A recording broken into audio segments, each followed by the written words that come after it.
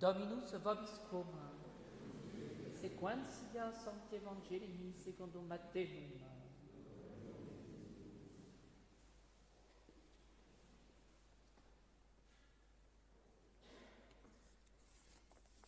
Suite du Saint-Évangile selon saint Matthieu. En ce temps-là, Jésus dit à ses disciples « Vous êtes le sel de la terre. Si le sel devient fade, avec quoi va-t-on le saler ? Il n'est plus bon à rien, sinon à être jeté dehors et piétiné par les hommes. Vous êtes la lumière du monde. Une ville ne peut être cachée quand elle est située sur une montagne. Et lorsqu'on allume une lampe, on ne la met pas non plus sous un boisseau, mais sur le lampadaire, et elle brille pour tous ceux qui sont dans la maison. De même, que votre lumière brille devant les hommes, afin qu'ils voient vos bonnes œuvres et glorifient votre Père qui est dans les cieux. Ne pensez pas que je sois venu pour abolir la loi ou les prophètes. Je ne suis pas venu pour abolir, mais pour accomplir. Car en vérité, je vous le dis, avant que passent le ciel et la terre, la plus petite lettre, le plus petit trait, ne disparaîtra pas de la loi jusqu'à ce que tout soit réalisé. Celui donc qui violera un seul de ces commandements, même les plus petits, et qui enseignera aux hommes à faire de même, sera tenu pour le plus petit dans le royaume des cieux. Mais celui qui les pratiquera et les enseignera, celui-là sera tenu pour grand dans le royaume des cieux.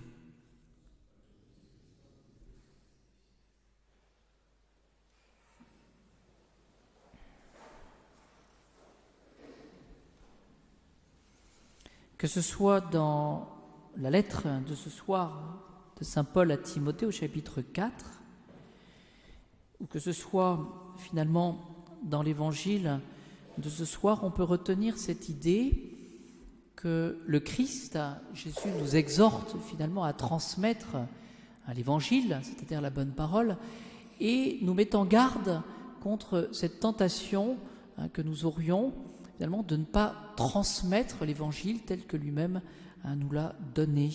Voilà, finalement d'adapter la parole de Dieu finalement à nos exigences.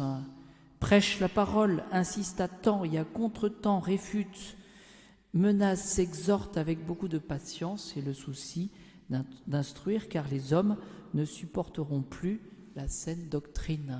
Et donc essayons d'entrer dans le mystère finalement de cet apostolat qui nous est demandé. Et nous le voyons aussi dans l'Évangile. Celui donc qui violera un seul de ces commandements, même les plus petits, et qui enseignera aux hommes à faire de même, sera tenu pour le plus petit dans le royaume des cieux. Voilà. Alors la difficulté, évidemment, consiste à transmettre cet évangile selon, je dirais, une certaine tradition, selon l'enseignement de l'Église, pour ne pas céder finalement à des nouveautés qui finalement auraient pour but, en tout cas, d'édulcorer la parole de Dieu et de l'adapter au monde. Alors évidemment, chacun revendique d'une certaine manière la tradition, voilà, mais dans l'Église, il y a des critères et qu'il faut retenir. La seule remarque que je ferai ce soir par rapport à l'Évangile, eh bien, c'est que le Christ Jésus utilise deux termes pour justement caractériser l'apôtre, celui qui va prêcher. Il doit être sel d'une part, et il doit être lumière. Voyez, donc sel, nous le savons, pour justement avoir une certaine influence, on va le voir, et puis lumière, pour pouvoir aussi éclairer ceux qui sont les ténèbres à la suite du Christ Jésus. Lorsque le Seigneur utilise ce terme, vous êtes le sel de la terre, il le dit, nous sommes donc en Matthieu chapitre 5, verset 13. Quels sont les versets qui précèdent ? Eh bien, ce sont les versets du Sermon sur la montagne et plus spécialement des béatitudes. Des béatitudes. Et ce qui est assez... Alors, je vous invite à relire ces béatitudes. Vous les trouvez dans l'évangile de la Toussaint en particulier. En ce temps-là, Jésus, voyant les foules, gravit la montagne, il s'assit et ses disciples vinrent à lui.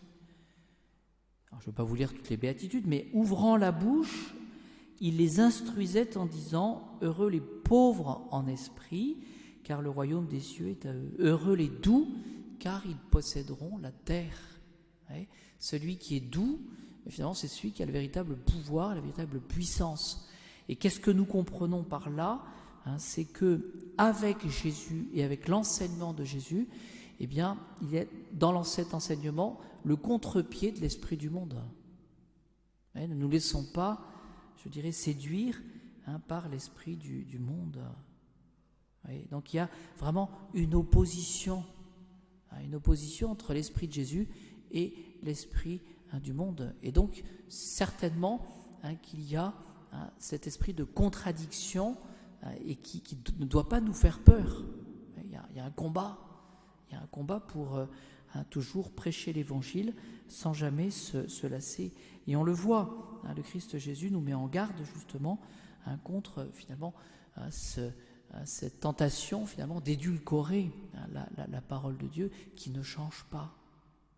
Pourquoi ? Parce qu'on se base sur la puissance de Dieu.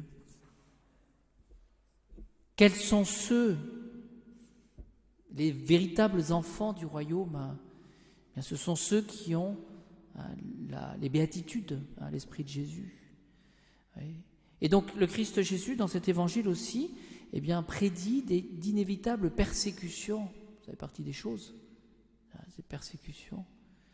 Pourquoi ? Parce que nous vivons dans un monde ennemi de Dieu. Souvent on a tendance un petit peu à s'étonner d'avoir à combattre. Et non. Et donc notre Seigneur nous montre d'une certaine manière le sérieux de la position des chrétiens. Notre Seigneur ne dit pas quand vous allez être en but à la contradiction, doutez d'abord. Non, vous êtes le sel de la terre. Voilà. Vous êtes la lumière du monde, dans la mesure évidemment où vous gardez mon évangile. Et donc qu'est-ce qu'il montre aux chrétiens, aux baptisés ? Donc le sérieux de la position, de leur position aussi. Il montre la grandeur de leur vocation et de ne pas se laisser d'une certaine manière abattre et puis d'avoir peur de l'opposition. Et donc il nous encourage à rester courageux et fidèles pour exercer une sainte influence. Ce n'est pas une indifférence, ce n'est pas de vivre complètement caché, mais non, de proclamer l'évangile, quelles que soient les circonstances. Et pour cela, il faut rester courageux et fidèle. Et c'est pour cela qu'il utilise ces images du sel et de la lumière. Alors plus particulièrement, le sel éloigne de la corruption, voilà, et de la mort donc, et donc du péché. Voilà. Et puis, le sel rend les aliments plus savoureux et sains. Et il y a dans cette image du sel qui rend les choses plus savoureuses, eh bien cette réflexion que nous pouvons nous faire par rapport à l'exemple que nous donnons. Est-ce que nous, par notre vie, l'exemple de notre vie, ou par la qualité même de notre prédication, est-ce que nous donnons envie de prêcher, de devenir catholique ? C'est la question qui se pose. Est-ce que vraiment nous avons cet esprit apostolique ? Est-ce que nous avons confiance aussi dans la puissance du Seigneur qui nous demande de semer, puis après c'est lui qui donne la croissance. Voilà. Donc, voilà, la conclusion qu'on peut donner peut-être de ces quelques réflexions, en étant le sel de la terre, c'est qu'il ne faut pas se laisser impressionner d'une part par l'opposition qu'il peut y avoir entre l'Évangile et le monde, de ne pas se laisser non plus impressionner par les nouveautés.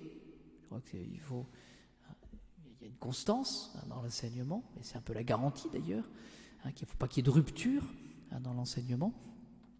Et puis en même temps, demandons au Seigneur cette grâce de toujours, je dirais, avoir ce zèle, voilà, pour prêcher et pour faire connaître et aimer le Christ, de ne pas craindre. Voilà. Et il y a du travail en ce moment dans ce domaine-là.